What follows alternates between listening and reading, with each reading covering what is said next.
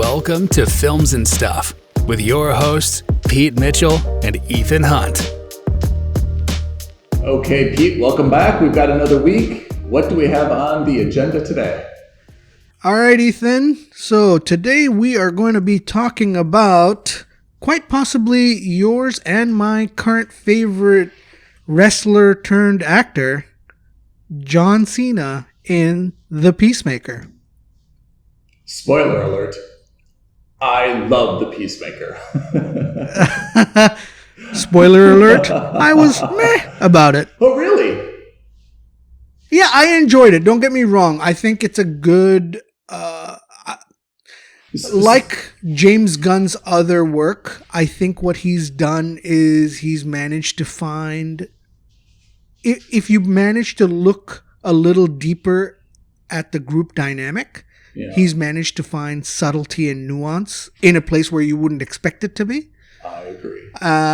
Which is, a testament to James Gunn's skills as a writer, as a director. But I also think that it was a little bit, gory and superfluous for the sake of being gory and superfluous. Do you want to give just a high-level background in terms of how we actually made it to The Peacemaker as a standalone series? Yeah, I think that's a good point. The history of the Suicide Squad is as follows. There was the original Suicide Squad, which starred Margot Robbie, obviously, Will Smith as Deadshot, and the third quote-unquote pillar would have been Jared Leto as the Joker. The Joker, yeah. And by far, I think the worst depiction of the Joker that we've seen anywhere.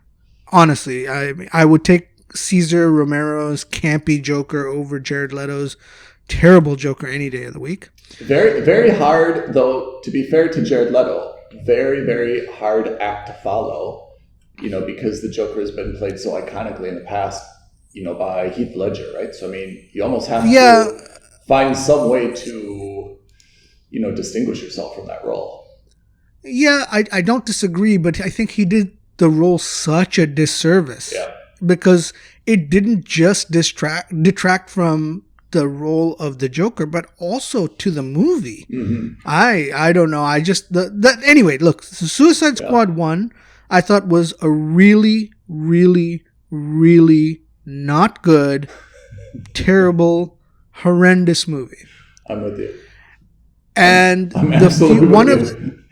two of the shining points from that movie were really Will Smith's Deadshot and Margot Robbie's Harley Quinn. Yeah. And so Warner Brothers decided, let's pivot. Let's make a Suicide Squad 1.5, which was really the movie, the quote-unquote standalone Harley Quinn movie, which was another team-up movie. And I can't even remember what it was called. Birds of Prey and the Emancipation of One Harleen Quinzel or something like that. So, which also I thought was a really bad movie, despite a very good cast. And then... Was Jared Leto on that? Was Jared Leto on that? I can't recall. He was not. He was implied to have been in that, but he wasn't. I mean, there were, there was implications of... or inferences of him in that, but he was not in that. Okay. And then you had the second Suicide Squad movie where they brought in James Gunn to write and direct. And this is when James Gunn had gotten fired from the Marvel Cinematic Universe from the Guardians movies for his past, Twitter comments. How crazy that he went from MCU to DC. I mean... Yeah. It was a coup for DC. Moves, right? Not a lot of lateral moves in this industry. But it was a coup for DC because, he had made a name for himself with Guardians 1 and 2. Really, or maybe not made a name for himself, but certainly brought himself to the public eye. Yeah. Because he made some really D-tier characters stand out on the screen and made them an integral part of the MCU. Mm-hmm. And so he was supposed to do the same thing for Suicide Squad. And my frank assessment is while the Suicide Squad, which is officially Suicide Squad 2, was better than the first movie, I still think it wasn't that great. And, what James Gunn's really good at doing is implementing pop culture and references into his movies. So his soundtracks are phenomenal, right? Sure. He spends a significant amount of time on his choosing the right soundtracks. Mm-hmm. And I must say that despite the good soundtrack, you couldn't get away from the fact that it was a really not good movie. Or at least I didn't think it was a good movie. There were some good parts to it, some not good parts to it. What was better about it was that, again, you got to see Peacemaker, you got to see Idris Elba's character. Bloodsport. Bloodsport. Yeah.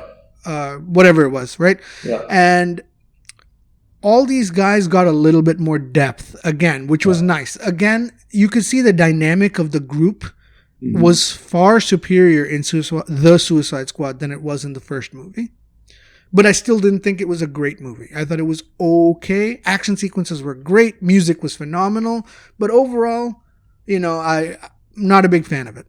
Do you have something, though, when you watch an MCU movie, any movie, I mean, there's some off-color jokes occasionally, but generally, to the extent that you and I would have a kid, not together, if we would have children, again, not together, and we would take them to the cinema, we would not have to cover their eyes or their ears watching almost any of the MCU movies, right? Yeah, depending on how conservative you are, I would tend to agree with you. Whereas Suicide Squad has distinguished itself a little bit, kind of going, I mean, Deadpool is probably the exception, right, in MCU, but Suicide Squad is more along the lines of Deadpool, where it's got a lot of off-color jokes. It's got a lot of, I can't recall if there's vulgarity, but the overall tone is very raunchy, right? Oh, incredibly so. And that's kind of how it's distinguished itself, I think, is just by being a more kind of intense, Red Bull-fueled, kind of superhero action movie, right? Yeah, it's a little bit like the DC's version of Deadpool, which is to say very gory. Yes. But it takes it one step further because, they drop a lot of F-bombs. Yes. There's a lot of cursing. Yes. There's a lot of swearing. Yes. Which Deadpool doesn't have. So it's similar to that in that vein. Yeah, I don't think in MCU, again, excluding Deadpool, we've ever seen blood. I mean, we've seen characters die, but their skulls have never been ripped open. There's been no guts. I mean, they've all been pretty, it's almost the PG-13 version of deaths, of violence. Yeah. Yeah. You see blood, you do see that, but you don't see gore. Yeah. You don't see a person being ripped in half and strands of blood and viscera connecting the two. You don't see anything excessive. Yeah. And this is in more general. Like, you're right. And I think Suicide Squad reminded me a lot of The Boys, right? On Amazon, which we both love. Oh, absolutely. But that was something where, there were brain matter and guts, liberally used and spread throughout. I think it's really interesting you bring that up because if you're going to compare the Suicide Squad, but the Peacemaker to The Boys, right? Yeah. I actually prefer The Boys, even though in terms of vulgarity, in terms of, let's call it the gross factor, both are on par, right? But for whatever reason it is, I prefer The Boys. And I think it's because I never read the comics for The Boys. I never read any of the graphics novels, so I didn't have any preconceptions of any of the characters. Yeah. And The Boys also were not saddled with any kind of history in terms of cinematic history. So when I think of the extended universe of The Peacemaker, I can't help but think of these 2 or 3 terrible movies that preceded it, right? So if The Peacemaker had come out on its own and was a standalone TV series before any of it, I would have thought, I think that's fine, but I think I have a hard time separating the fact that, The Peacemaker is a part of this extended universe, which has a long string of really bad movies behind it. So that even though The Peacemaker overall is much better than those movies, it's hard to pull them out. Yeah.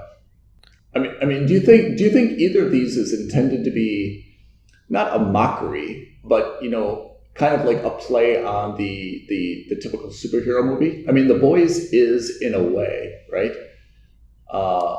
Where it's trying to show kind of the grittiness and the day-to-day lives of, so-called superheroes and, some of the problems and the challenges they face. Whereas Suicide Squad doesn't really deal with their day-to-day stuff anymore. It just kind of deals with their attitudes and their behaviors when they're on a mission. Yeah, I think The Boys is, for me, I think The Boys is the perfect parody of the Justice League. Yeah, you're right. It's more of a parody. It's really good because, and I hesitate to use the word realistic, but if Superman were an all-powerful evil guy and they ran the Justice League like a business, effectively you would get what The Boys is, right? Which is to say, you'd get Homelander. That's exactly right. You would get what The Boys was trying to do, which is to say, hey, we have all these powers. Why don't we start charging people for it? Let's be, a pseudo-governmental or pseudo-non-governmental organization. Yeah. And if you want us to save you, hey, we're happy to do that, but don't be surprised if we send you an invoice for doing that. Yeah. From that perspective, Suicide Squad is a little bit more maybe realistic in the sense that it's kind of like a covert program and, they basically take expendable people, right? Yeah. Some of which have... The element of the superpowers, I think, makes it a little bit difficult to reconcile in my mind. But the idea that they take people who are a little bit expendable and they send them into, suicide missions, right, makes a little bit more sense if you're talking about a realistic setting or backdrop. Yeah, I mean, conceptually, makes total sense. You're serving 200 years, and if you do this mission, we'll knock it down to 150. Yeah. And if you do enough of these, maybe you're out next year, right? Or whatever it is. So conceptually, I'm totally on board. Again, I read the comics. I saw some of the original TV series, like with Amanda Waller in the Batman shows, the animated show in the 90s. So yes, I like it. I get it. It makes sense. So that I have no problem with. Yeah. But I think the show fundamentally... So let's get back to the show, right? Maybe we can end with how does the Suicide Squad end that bridges the gap between how we get to John Cena in The Peacemaker? Yeah. So Suicide Squad ends ends with John Cena's character Peacemaker having a showdown with Rick Flag, played by Joel Kinnaman. Yep. And because Peacemaker is all about the mission, and he's even though he's not an army guy, he acts as if he's an army guy, which is to say, Amanda Waller told us this is our mission, America first. We cannot release this information that Rick Flag has found out. And Rick Flag is more about justice, which is to say, hey, America's done some terrible things. We have the evidence here. We need to bring it to public light. And Peacemaker says, no, that's not our mission. And we can't let America's reputation get damaged. They have a shootout, and Peacemaker wins that shootout, right? And Joel Kinnaman, Rick Flag, who's a good guy, effectively gets killed by Peacemaker, who in the movie is not they're all technically bad guys because they're a part of the Suicide Squad. But, he's like an anti-hero, right? Which is to say he's not a bad guy. He's doing the things he's doing, or he's done the things that he's done because he thinks it's the right thing to do, right? Yeah. And whether it is the right thing to do or not, that is up for debate. And in his mind, it's not. But ultimately, he ends up killing Joel Kinnaman. And Idris Elba's character takes him down, and then they have their massive fight against this, walking starfish. Fine. That's how the movie ends, but that's how Peacemaker's story ends. We start the Peacemaker show, flash forward a couple weeks or months or whatever it is, and he's in the hospital, and he's not actually dead. Right. He's been saved, and he's in a hospital, and, he's recovering, and he's on the run because he's no longer, as far as he's aware, he's no longer under Amanda Waller's thumb. Right? So he's trying to hide out. And obviously by the end of that episode, we quickly realized that no, everyone knows exactly where he is. Amanda Waller has tasked another group of her, I guess, employees or staffers to look out for him and set him on another mission, because they're giving him another chance because of the entire Suicide Squad. He was the only one that was trying to help Amanda Waller's cause. Yeah, he was dedicated. Right. And so that's where we start the series or at least that's where we start episode 1. Yep. And then the basic premise of the show is that, this task force is assigned to find out and eliminate a threat by these so-called butterflies, which we all, Operation which he Butterfly. said, which we all said was going to be a code name, but then of course these guys don't really do code names well. And you find out that there are actually aliens in the shape of butterflies who are taking over the bodies of these people. Yeah. And they're trying to, do something. We don't know what yet. And we find out towards the end of the season that the butterflies are taking over humans. They're actually a race of aliens that were not abandoned. What's the word? They lost their home planet. Yeah, I think that they explained it kind of like in the penultimate episode, which is, their planet was destroyed. They destroyed their planet, and they came to Earth because they could inhabit Earth with the same water, the same oxygen needs that they had. So obviously it's a similar climate. And then they kind of saw humans on the same self-destructive course, which has some political, undertones to it in terms of environment and political divisiveness and so forth. And they said, hey, let's just kind of take control and prevent humans from making the same mistakes that we made, right? So that's kind of their justification for inhibiting human bodies in kind of politically prominent positions. And apparently they're trying to change policy, decision-making, blah, blah, blah, right? Yeah, that's right. Peacemaker with his team, which includes now Vigilante, and which includes, Amanda Waller's daughter and 2 or 3 other agents, are tasked then to, find out what's going on with these butterflies and destroy them. I mean, that's pretty much the premise, which is pretty simple and straight to the fact, right? I think that it's not intended to be nuanced or have a lot of double crosses or, big reveals.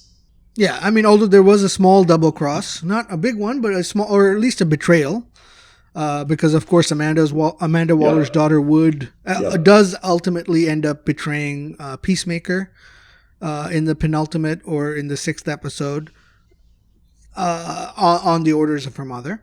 Mm-hmm. But despite that, they band together as a team. They solve their differences, and they end up, as you would expect, they end up killing They killed the cow. The threat. Killed the cow, which was like this. Again, it's kind of like a MacGuffin. It was just this alien that was there to feed the butterflies. Yeah, I kind of like the fact that this show was, in a way, so unrealistic that it was actually kind of realistic. Does that make sense? Kind of. Right?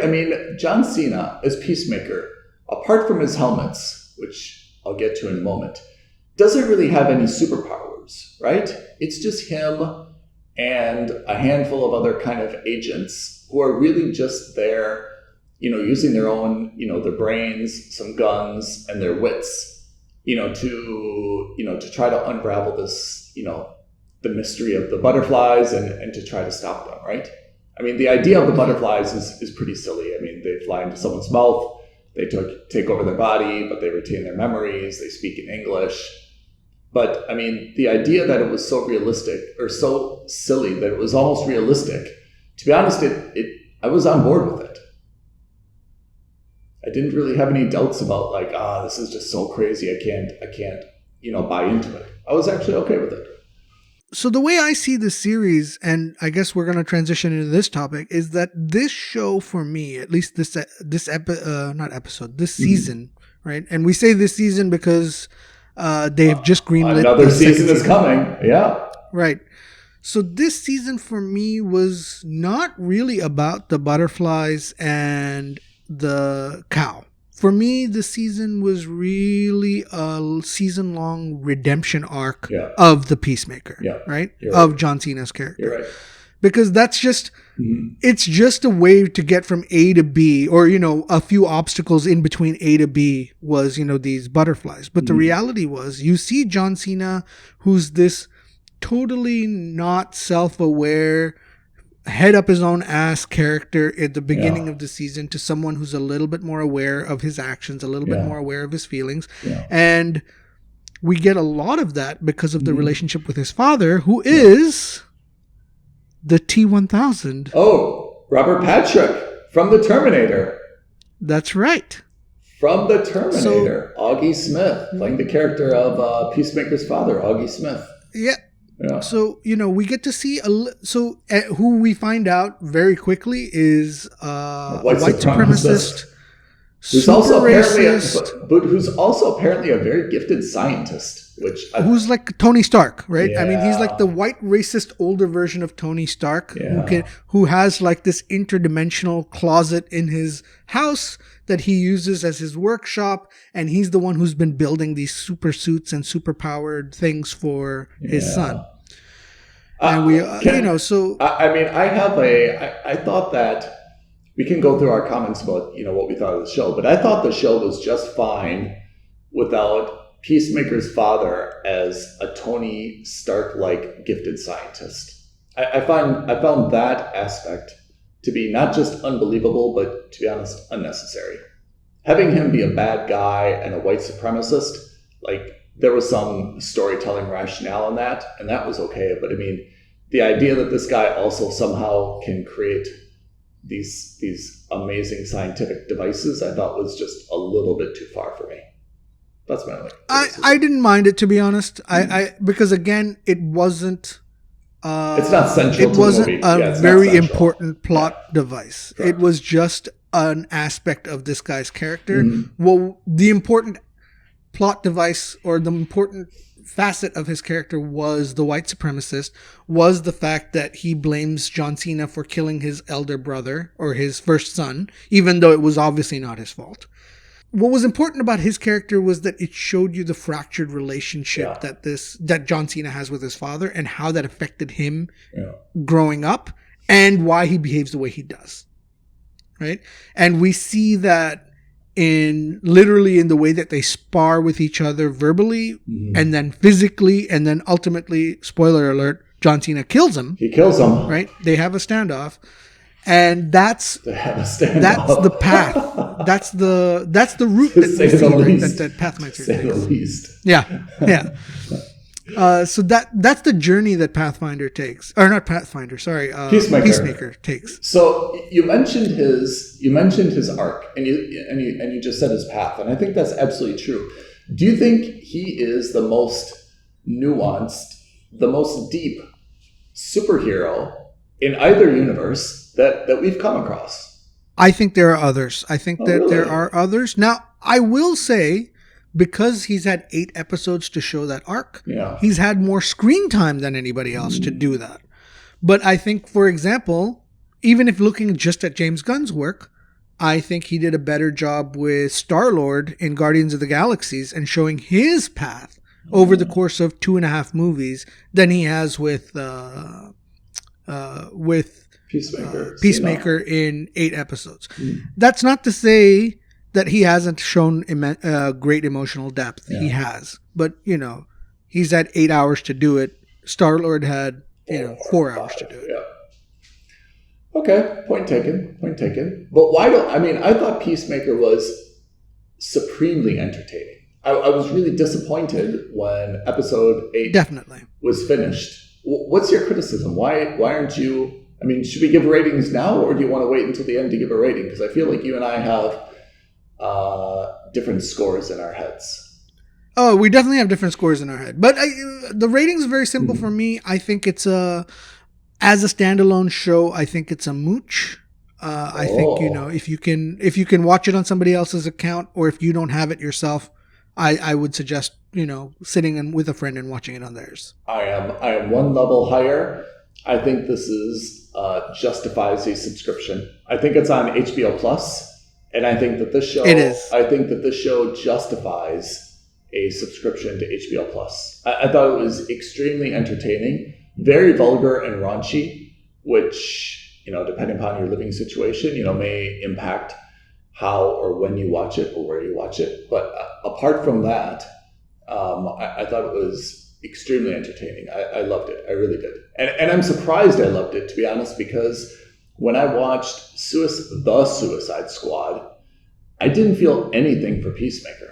I thought it was just a very buffoonish character. I was really sad when he killed Rick Flag. I love Joel Kinnaman. Maybe I love him because of For All Mankind, where he plays Ed, and I've got so much sympathy for him from that series. But I just didn't see any reason why they needed to have a standalone show for Peacemaker. I thought it was just so buffoonish that they would bring him back, and I guess I just kind of thought he was going to be this blunt force. I thought he was basically going to play The Rock in a way, and he was just going to try to smash everything and overpower everything, with his muscles and his size and his girth. And I have to say, I was pleasantly surprised by how they made him bleed in a way. They showed him in a lot of scrapes. They showed him getting injured. They showed him being clumsy and making mistakes, and and not just physically, by the way. I think emotionally as well, right? I think he got cut up and beat up a lot emotionally as well. So I think this is and this is nothing against John Cena. He's a very good, or he's a relatively good actor. He's very charismatic. But I think that comes down really to James Gunn, where, you can see that the writing quality, if you can look at a character like Peacemaker in The Suicide Squad, who, as you rightly pointed out, was kind of like the comedy sidekick to Idris Elba's character, right? Who was very adept and very good at his job, but was kind of seen as you rightly pointed out, a buffoon, right? An evil buffoon at that. And you can turn him into this figure that you have empathy for and that you feel bad for and that you want to see succeed. That is a great arc. Right? And that has a lot to do with the fact that James Gunn was able to write him that well. But let me also take a moment to praise John Cena, who I'm really a little bit surprised. I mean, of course, the name John Cena is familiar to all of us. I mean, we know him from WWE wrestling and some other movies where he's had either, short parts or cameos, and he's always come across well. But this role as Peacemaker, to me, I mean, it's never going to be an Academy Award, to say the least, role. But honestly, the way that he had to buy into that role, the way that he had to give some of those lines and actions, it's 100%. And it would be so transparent if he wasn't able to really, in some ways, kind of embarrass himself, or act a little bit silly on screen and give it really 100%. There's so many other characters that, to be honest, you or I kind of could have, Economos, right? The computer guy with the beard, right? That guy played that role well, for sure. I'm not criticizing him at all. But you and I could have probably played that role. There were no lines that really needed to be emotionally delivered. There was no complicated, story arc or anything. I mean, likable character, great job with it. But you and I could have done that, and no one would have been like, my God, where did they get Ethan or Pete? These guys can't act for crap. Whereas the Peacemaker role, the way that he had to just raise his voice, if you look at his facial expressions, he was really all in, in every single one of those scenes, every single one of those jokes. And I give him a lot of credit because I thought he made it just with his enthusiasm getting behind that character. But there's some things that, when he probably read them on the script was no way, I'm not doing that. Or I have to say that, or I have to act like that. How can I possibly contort my face or my body or my voice or my enthusiasm for such a silly or ridiculous thing, Right. And I give him a lot of credit for that. Absolutely. Look, there's not many actors who's standing in Yeah. the middle of a bloodbath Yeah. wearing only tidy whiteys and a ridiculous silver helmet and Yeah. could pull it off, right? There Yeah. aren't that many people. Yeah. And he's one of those few, right? Yeah. So Bravo. you're right. Again, Yeah. which is why I'm saying I don't want to take anything away from John Cena. Yeah. He's done a very good job with what he was given, Yeah. and not what he was given, because he was given a lot, right? Yeah. But in terms of with the role, which is to say that you're going to play this jerk buffoon and transition him from that into through an emotional and physical arc where, people will actually like you by the end of it. That's pretty impressive. Yeah. There's also one other thing. I mean, if you want to give James Gunn a lot of credit, which I think we do, he created a season where at least I don't have any expectations going into season 2. When we watched, for example, just totally. Pick anything that we've seen recently. For All Mankind.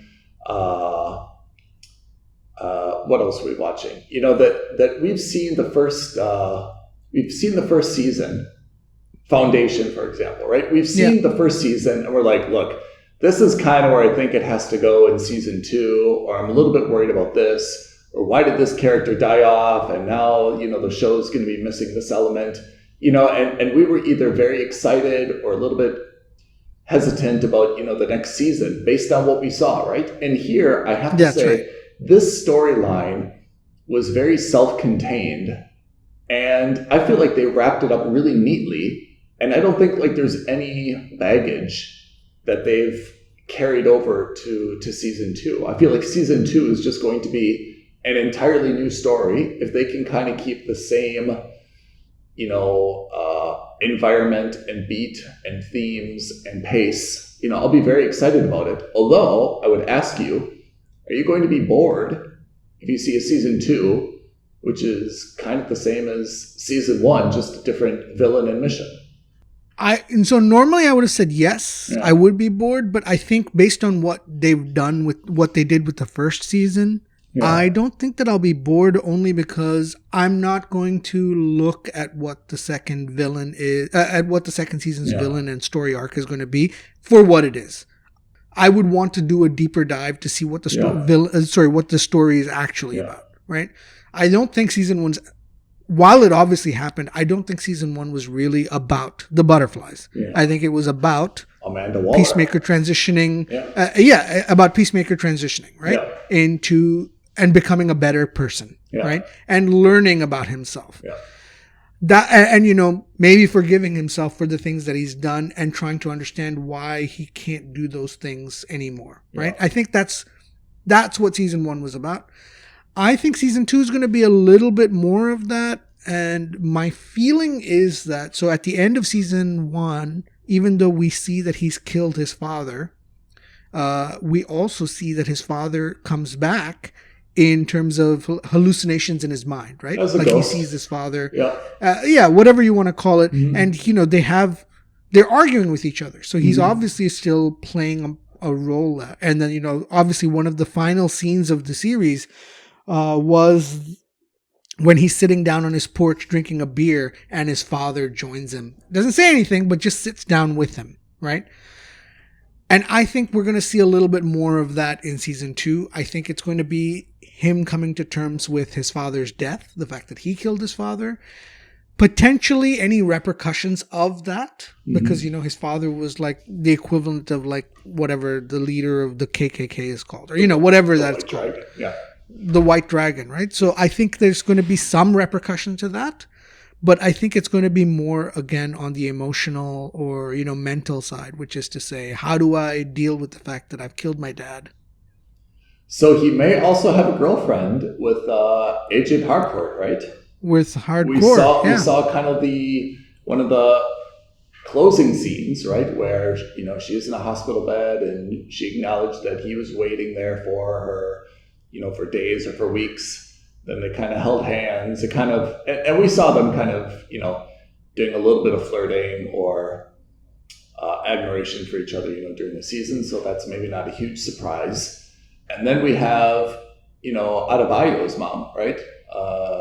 Viola. Amanda Waller. Yeah, Amanda Viola Waller. Davis, yeah. Viola Davis. I mean, so it seems like there's going to be some type of maybe clash or standoff now between. There's going to be definitely some kind of repercussion, right? Because Adebayo's mom was basically outed, and this Task Force X or the Suicide Squad was outed. So there's definitely going to be some repercussion to that. I was just going to say, why was this on? I mean, this is a DC Comics, franchise. Why was this on HBO Max? Is there any? Because is there a corporate relationship? Warner Brothers owns HBO. Oh, got it. Okay. So that's why all the Warner Brothers shows are on HBO. Okay. So what else is going to be spun off? I mean, this has been obviously pretty well received. What do you think they're gonna? I mean, this isn't the first DC show, but what else do you think we're gonna see? So this is the first DC Extended Universe show. Yeah. This is the first one which acknowledges, and we see that because, of course, there's that somewhat hilarious cameo with Aquaman and the Flash. And at the end, Aquaman was definitely. We see. Jason Momoa was by face in there.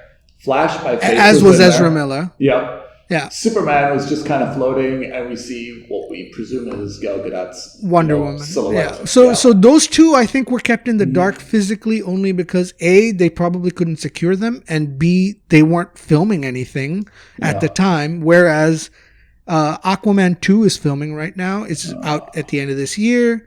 Flash is filming right now. I think it's out also at the end of this year or in the middle of this year. So it made sense for those two to be in there. It also made sense because those two of the four are the more funny characters, or the two characters that are more associated with humor.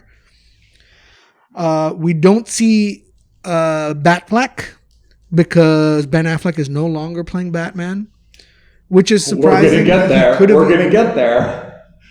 are going to get there. We don't see Cavill Superman because Cavill is no longer playing Superman, or theoretically isn't playing Superman. We don't know yet. Yeah. And so we don't see Cyborg because Ray Fisher and Warner Brothers are having a massive row at the moment. Oh, is that true? What is that about? So Ray Fisher has accused Warner Brothers of sidelining his character due to race reasons. He had massive problems with Joss Whedon on the Justice League set. And then he accused the head of DC as, basically lying to him and being a jackass and this, that. There have been wars. It's been a war of words between the two sides. And, Warner Brothers and DC then hired an independent party to evaluate whether anyone was at fault. They found that Warner Brothers was not at fault. It's become a real mess. So I think no matter what, no one would want, on the DC side, no one would want Ray Fisher to come back as Cyborg. I remember there was supposed to be a Cyborg movie, or at least it was announced, and I think that's been canned. And if Cyborg, the character, ever comes back, I doubt it's going to be Ray Fisher. And if it is, it's going to take like a massive understanding between the two of them. So who else? Green Lantern wasn't there because he's not been a part of the DC EU yet. Anyone else we're missing? So when is the new Aquaman coming out? I think it's at the end of this year. Do we need another Aquaman? I don't, but the DC does, because the DCEU does, because they have all these properties that are sitting there not making any money otherwise. Are you surprised? Are you surprised that there are actors who are in both the DC universe and also the Marvel universe? For example, Willem Dafoe. He was in Aquaman, and of course he was in Spider-Man. Right? Not super surprised. I'm more surprised that there are actors in the Hollywood circle who aren't in either of the universe yet. Right? You'd think by now somebody would have bagged Matt Damon or Ben Affleck. Not Ben Affleck. Sorry, Brad Pitt. And they've made cameos.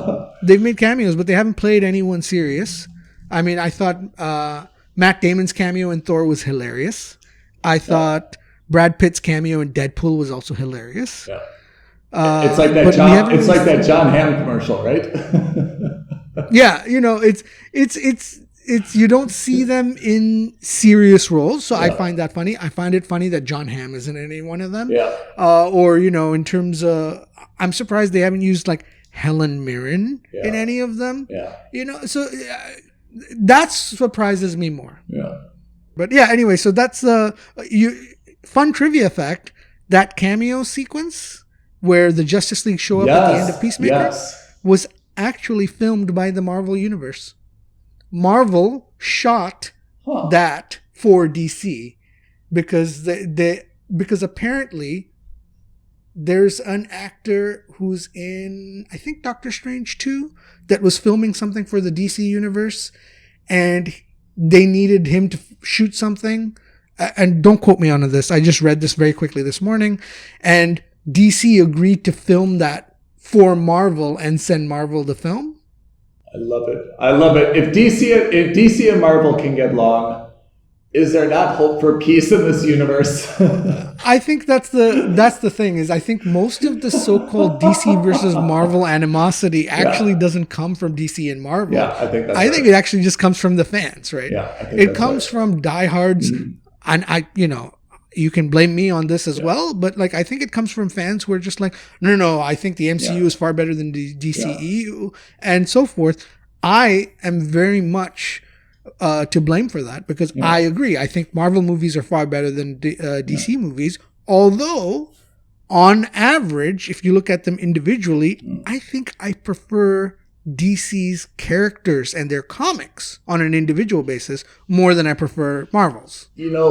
I think that might be right, but one of the things that I was like just hit me the other day was that historically, when I think of superheroes, I think first of Superman and then probably Batman / Spider-Man. But I feel that Superman has really been marginalized, not by anything that DC has been doing wrong, but by what Marvel did to really shape how we look at superheroes, right? Superman, if you think of Superman like, I don't know, the 70s, the 80s, when there was kind of the Christopher Reeves, Superman 1, 2, and 3, right? Lex Luthor and so forth.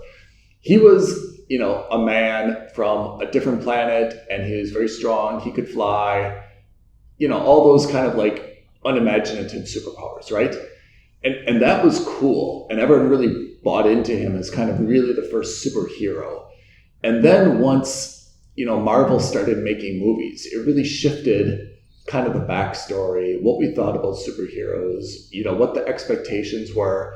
And that Christopher Reeves, Superman, who was played by a few other people by that time, just kind of lost, I think, our imagination. And he didn't really have a good foil.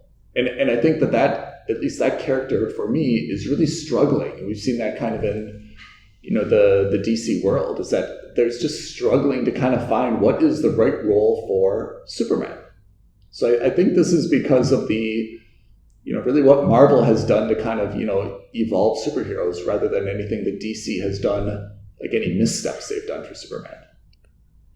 So I think that what Marvel did on screen, and I'm not going to comment on the comics, but I think what Marvel did on screen was to quote unquote humanize superheroes, right? They each have their flaws. They have their foibles. They're not perfect, right? Which is great. Tony Stark is a narcissist. He's a jackass. He's arrogant, and he pays for those consequences, right? There are consequences to his actions, and he pays that bill, right? Superman, I think, has suffered for two reasons, right? One, initially, at least in the comics, he was like the perfect superhero. No flaws except for kryptonite, which was, they had, and you're right. His main bad guys was a bald white man who has it out for aliens with Lex Luthor, and that's it, right? And then the second thing was that in the movies, anyway, the movie adaptations haven't been that great. I'm talking post Christopher Reeves, right? In the more, let's call it the modern era, which may not be fair to say, but let's call it the modern era. The movies haven't been that good And it's just because of that, I think most people think that, oh, well, why do I want to see a bad movie, right? Or a bad superhero adaptation? They're not exciting to watch. And because of that, everyone's a bit like, well, this is not really, fun. I don't really care for Superman. Whereas in the comics, from what I understand, and I haven't read many of the new ones, so DC relaunched the Superman and reimagined the Superman comics. Oh, really? And where they gave him a little bit more flaws, where, they've humanized him a lot more. And that has been interesting. And then there have been some spin-offs and some one-shots, which have been wonderful. Red Sun. Imagine if Superman had landed in the middle of Soviet Russia instead of Kansas. Yeah. Or, yeah, right. or the Bizarro. one where he plays Remember Bizarro Superman? Yeah. Oh, then there's the Bizarro Superman. And then what if Superman were Richard Nixon's right-hand man or right-hand enforcer, and Batman was, the vigilante that he goes after. So they did a lot of things in the comics that haven't translated over onto the screen. And they've tried to, but no matter what, for whatever reason, they haven't been able to pull it off. Right? The first Justice League movie, the first Superman Returns, what was it? Man of Steel. Yep. Right? The first Henry Cavill movie. Yep. Right? Terrible. It had the potential. I still think Henry Cavill is a great Superman. In terms of physique, in terms of acting, in terms of everything, I think he's perfect. But I think they really wrecked it for that. In the sequel, they introduced Batman and made it a Batman versus Superman movie, which is fine, except they hadn't set up Ben Affleck's movie. They hadn't really set up Superman as we know him in the comics. So that was a terrible, dark, blurry mess. The Justice League, the less we talk about the Justice League, the better. They've never given any of the characters a chance to really shine until Wonder Woman 1, which I thought was very good. Wonder Woman 2, same problem. I didn't like it. To a lesser extent, Aquaman, it's done really well. I thought in the box office, not my bag. I didn't really like it. I didn't think it was that great. The Flash movie to be seen, but it depends, because the problem with DC is they can't help themselves. They have so many great IPs and they can't help but seeing like, oh, well, Marvel's already doing all these crossover movies. We have to do the same. Yeah. They forget that Marvel also spent 15 years building their universe by releasing one individual movie at a time and being very meticulous about it. That's Pete, actually, that's very good, it's kind of corporate advice, right? Which is stop looking what your competitor is doing and defining yourself by what they're doing and trying to emulate them or copycat them. And you're absolutely right that they're totally different characters with different backgrounds. They don't need to just go out and do the exact same thing, which is one of the reasons that I think kind of Suicide Squad and Peacemaker worked, because it's something a little bit different than what MCU is doing, rather than like what you said, just putting Justice League together and saying, hey, this is our version of the Avengers, right? That's never going to go well. Compare Moon Knight to Batman, right? What's Moon Knight? Some people would argue Moon Knight, Marvel's Moon Knight's played by Oscar Isaac. Oh. It's the new superhero series. It's just coming out now. I think it'll be out in maybe a couple weeks. I don't know. I'm not 100% sure on the release date. But in the comics, everyone has always called Moon Knight Marvel's Batman, right? No one ever calls Batman DC's Moon Knight. You're right. But in any case, Moon Knight is similar to Batman, which is to say, on paper at least, very similar. If not the same, very similar. And look at what they're doing for Moon Knight, which is to say, hey, we're going to introduce this new character into this universe. Instead of doing a movie and then putting him out into this universe, he's got a very intricate background. Let's do it over 6 to 8 episodes on the TV series and then promote him into the movie universe. Yeah. And everyone knows the story of Batman. Don't get me wrong. I am sick and tired of seeing Batman's parents getting killed in an alley behind the theater. It's been done to death, right? Yeah. But at the same time, that doesn't mean you can just throw him into a movie with Superman and be like, well, everyone's prepared for this. That's not how it works. They should have had a standalone Batman movie. They should have been very careful about bringing up that past. The one reason I liked what they did with the Spider-Man movies, the new Tom Holland one, is that we didn't have to relive Uncle Ben dying in any of them. They changed up the formula a bit. And over the three, you do see Aunt May die in the third one. That's fine. But and that's her Uncle Ben moment, the so-called Uncle Ben moment. Mm-hmm. But they changed it up. They looked at the formula. They changed it up because they realized, hey, everyone's seen this 3 times before, 4 times before. Everyone knows this now. We don't need to rehash this, right? Let's reinvigorate it. Let's move on from that. But DC has never given its characters that chance to really do justice to their own individual characters. I'm looking at this image or this slide, I should say, of all the different characters who have played Superman. There's a surprising number of Supermen, right? Like you mentioned, Smallville. Yeah, if you include the TV shows, there'll be lots. Yeah. I mean, okay, yeah. So from the modern times, there's Christopher Reeve, right, which is iconic. Then there was Dean Cain, who kind of did the reboot, the TV series Lois and Clark, and Dean Cain, I think, was maybe generally well accepted, but I think that was more about romance than the superhero elements.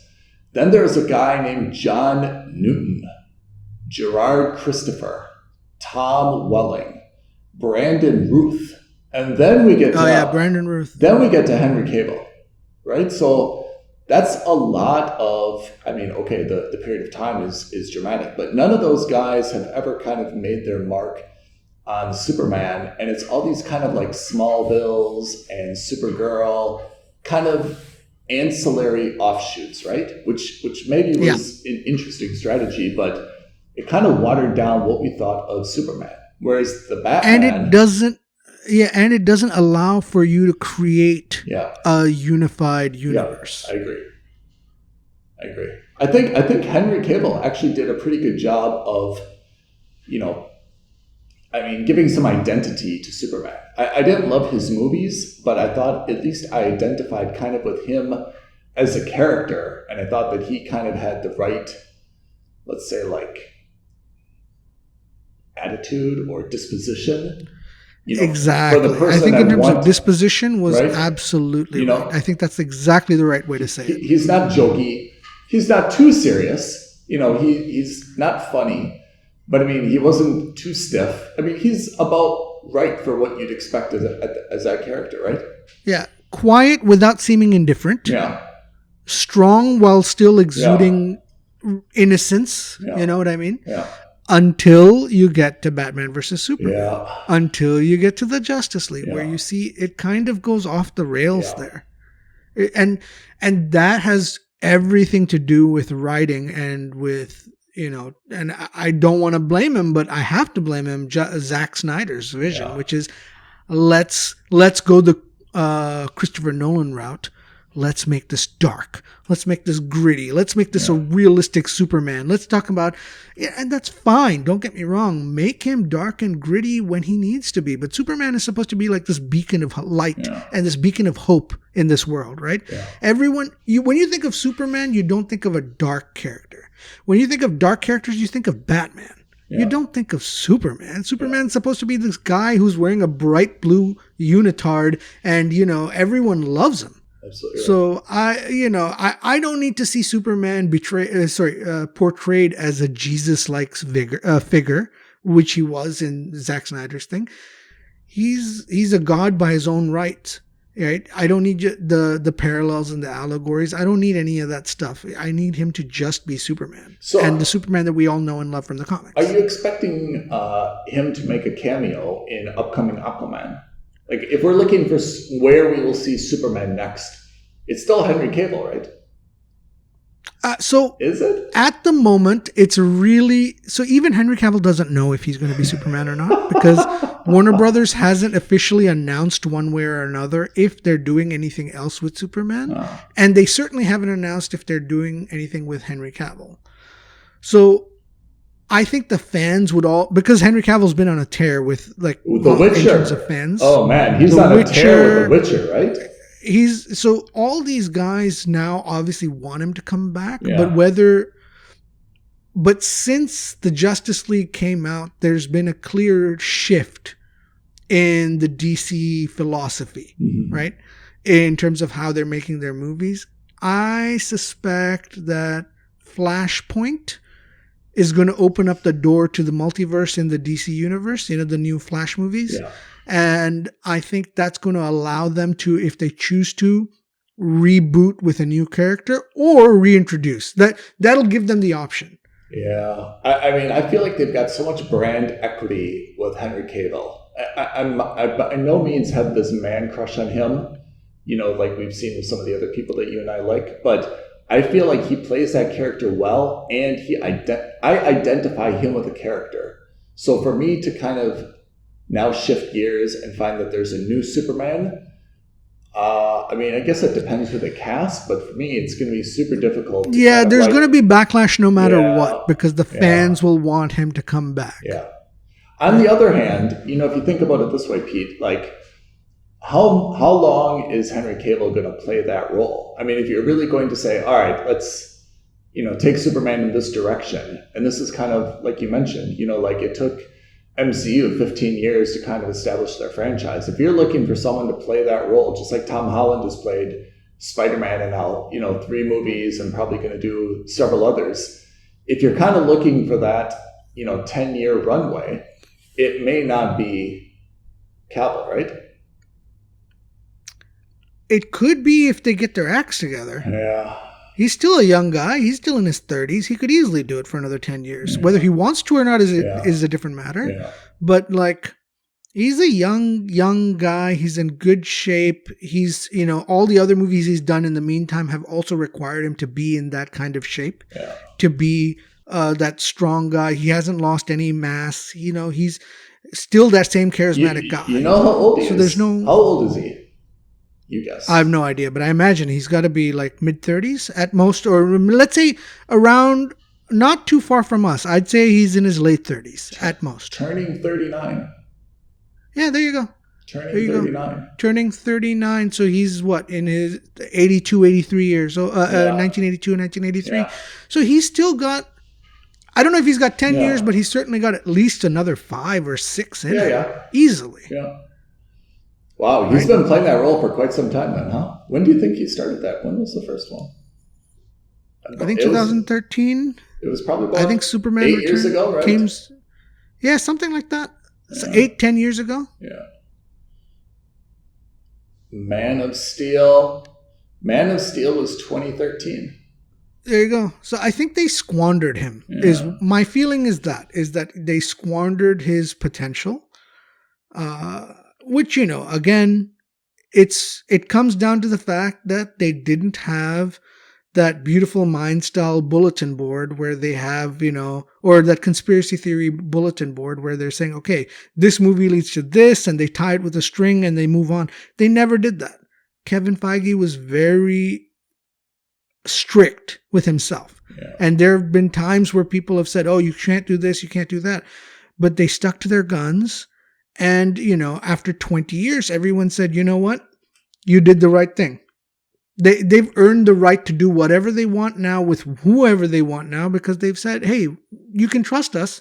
We're not going to screw this up. So that's my feeling on the DC Extended Universe and on Henry Cavill, and funnily enough, also on the Peacemaker. So, Pete, what I think this needs, we've gone a lot into Superman. You know what is coming out soon is the Batman. I think we need our own episode just to go through the history of the different Batmans and the different, TV shows from Adam West and then the 5 or 7 movies to follow that, right? And then maybe we can... we need to look forward to, what's coming up with Robert Pattinson playing the Batman. Absolutely. Absolutely. I think that's going to be wonderful. I have high hopes for the Pattinson movie. As do I. And a few years ago, I would not have found myself saying that, I have to say. I've surprised myself, and my hat is off to Pattinson, for totally changing my mind of how I perceived him as an actor, to the extent that I'm actually excited, to see that movie, which is coming out. Is it out now? It's coming out this week? It's out in some places, no, right? first week of March. I think it's the first week of March. I don't know if it's out early anywhere else, but I believe in most major markets, it comes out the first weekend of March. Anyway, to recap, Peacemaker, I give it a mooch. I give it a subscribe. There you have it, folks. There you have it. So let's see if we can change your mind after season 2 comes out. But season 2, since season 1 just ended, can we say that it's probably going to be like another at least 9 to 12 months before season 2 is out? Probably. Yeah. Probably. Okay. In any case, if you have any thoughts or comments on The Peacemaker, love to hear them. filmsandstuffpodcast@gmail.com. We'll see you on the flip side. Thank you, Pete. See you guys. Thank you for listening to another episode of Films and Stuff. If you haven't already, please subscribe and review on Apple Podcasts, Spotify, or wherever podcasts are downloaded. Films and Stuff. There is no substitute.